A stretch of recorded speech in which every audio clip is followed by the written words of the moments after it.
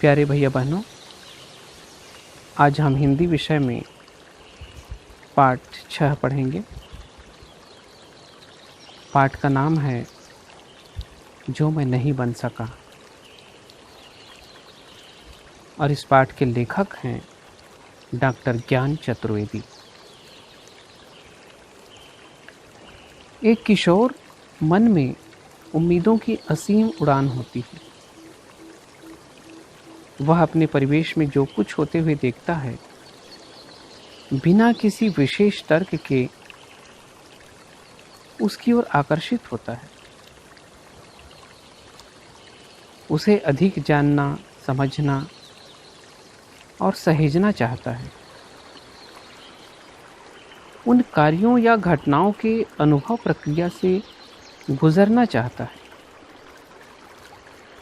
या कहें कि उसकी अनुभूति प्राप्त करना चाहता है। यह पाठ जो मैं नहीं बन सका, इसी तरह की अनुभूतियों से गुजरने की ललक और उससे बनती समझ को रखती हुई एक व्यंग्य रचना है। लेखक ने अपने किशोर जीवन की कई घटनाओं का उल्लेख किया है।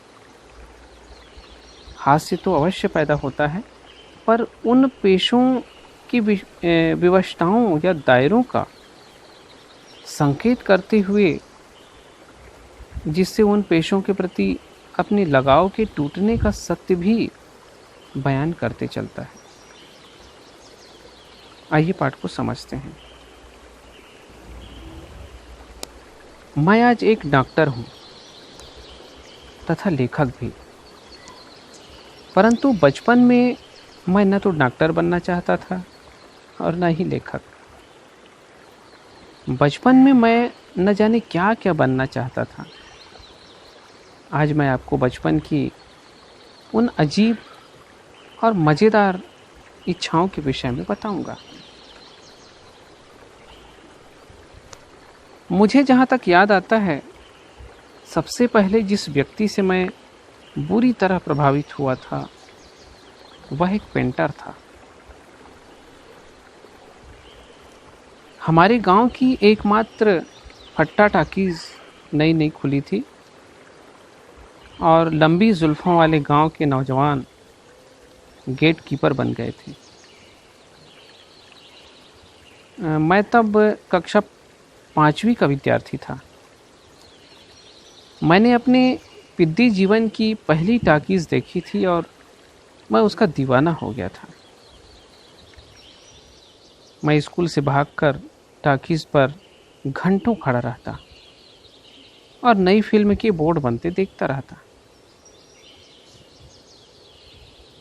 तब मैं गेट कीपर के अलावा जिस हस्ती पर कुर्बान था, वह फिल्म का बोर्ड बनाने वाला पेंटर था। फिल्म हर 2-3 दिन में बदल जाती थी, सो पेंटर लगभग प्रतिदिन वहां बैठा पोस्टर बनाता रहता था।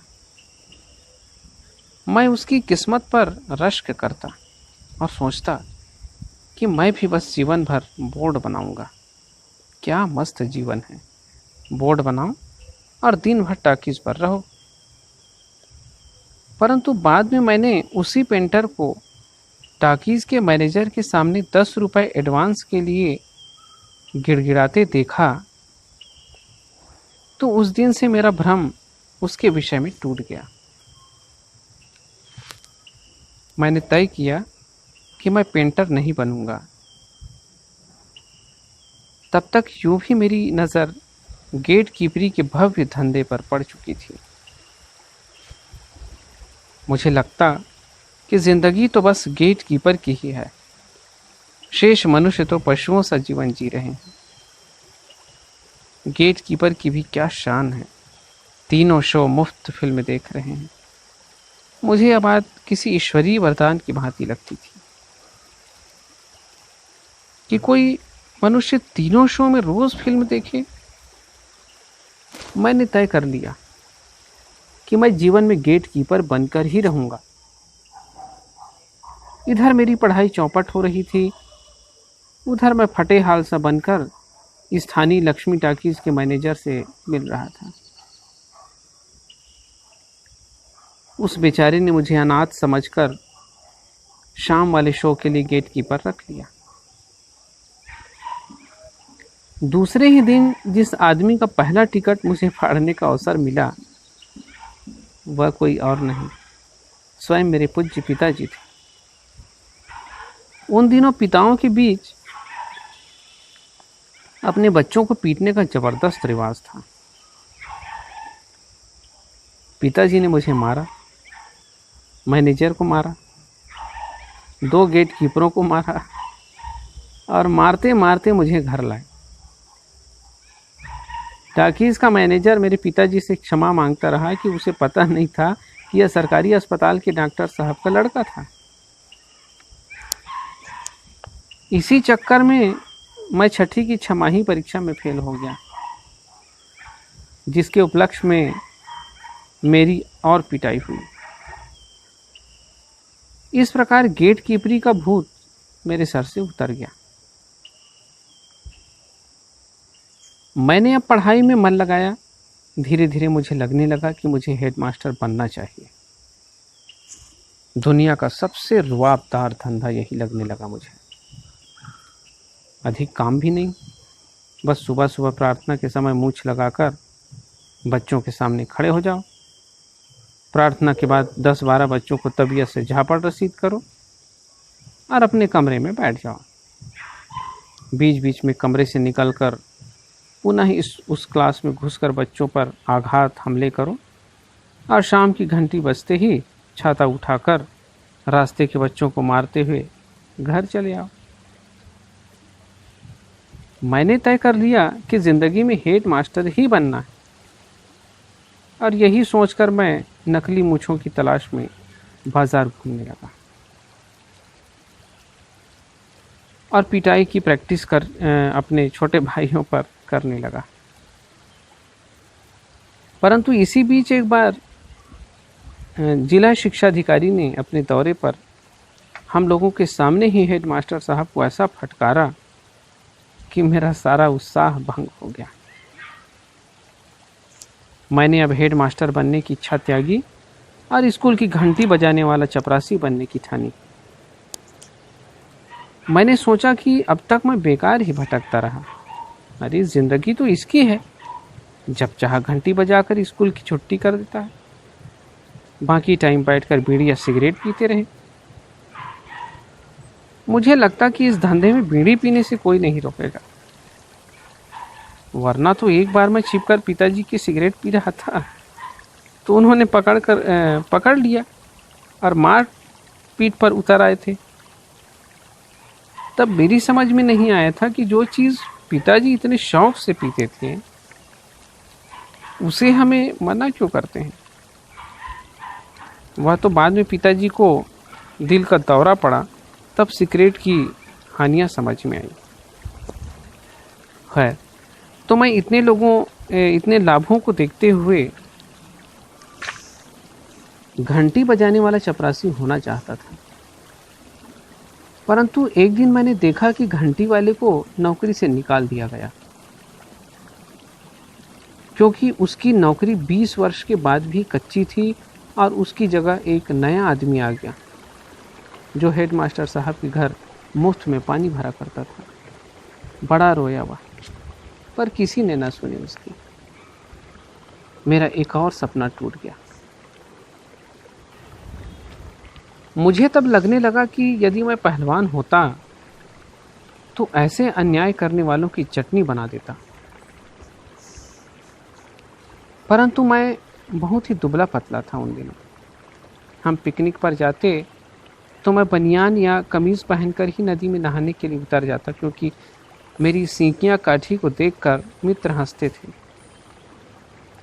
फिर भी मैंने शरीर बनाने की तरफ कोई ध्यान न दिया होता यदि तभी मेरे दादाजी गांव से ना आए होते। वे अंग्रेज़ों के समय के अड़ियल रिटायर्ड पुलिस ऑफिसर थे। उनके कहने से मैंने सुबह सुबह चने खाकर दौड़ने की ठानी। अफवाह यह थी कि ऐसा करने से भी व्यक्तित्व पहलवान हो जाता है। मैं 2-3 दिन तो ठीक ठाक दौड़ लिया। तीसरे दिन एक मरियल सा परंतु फुर्तीला कुत्ता मेरे पीछे दौड़ने लगा।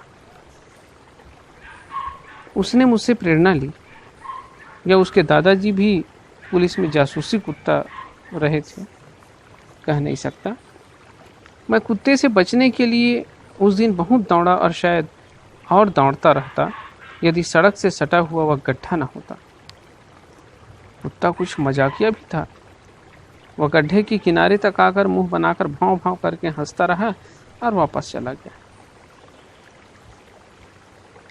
मैं राणा सांगा की तरह यहाँ वहाँ से घायल हो गया।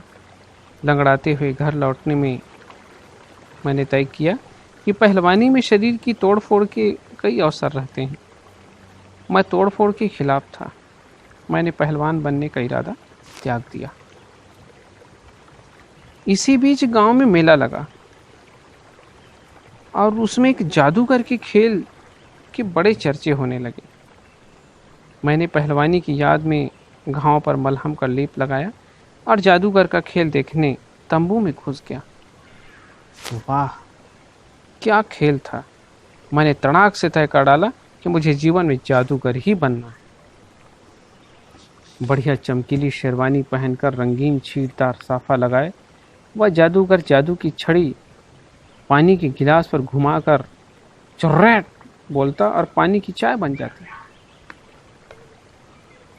उसने चुर्रेट बोल बोलकर कागज के नोट बनाए, लड़के को बकरा बनाया, लड़की को हवा में उड़ाया, खाली हाथ में हवा से लड्डू पैदा किया और खाली डिब्बे में से कबूतर निकाले।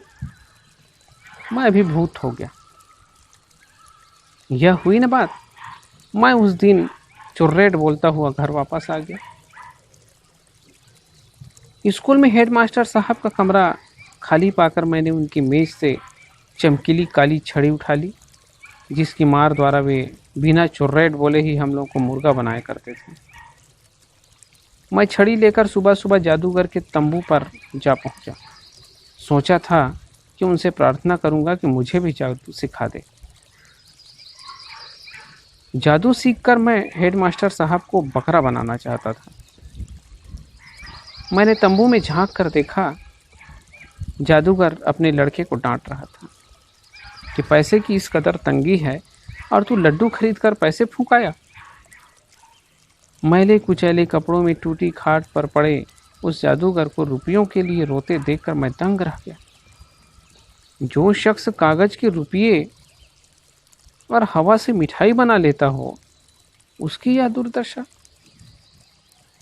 मुझे वास्तविकता के इस कठोर संसार ने गहरा धक्का पहुंचाया और मेरा यह सपना भी टूट गया। इसके बाद जैसे तैसे मैं बड़ा हुआ तो मैंने जीवन को बहुत पास से देखा। इसके असर से मैंने कविताएं और कहानियां लिखनी शुरू कर दी। मैंने तय किया कि मैं लेखक बनूंगा। परंतु आज भी जब मुझे याद आता है कि मैं बचपन में इन सब के अलावा बस ड्राइवर, हलवाई, दर्जी, सड़क कूटने वाले इंजन का इंचार्ज, थानेदार, नौटंकी का डांसर, सर्कस का जोकर, आइसक्रीम बेचने वाला आदि आदि सब कुछ एक साथ बनना चाहता था, तो बड़ी याद आती है। क्या दिन थे वे भी।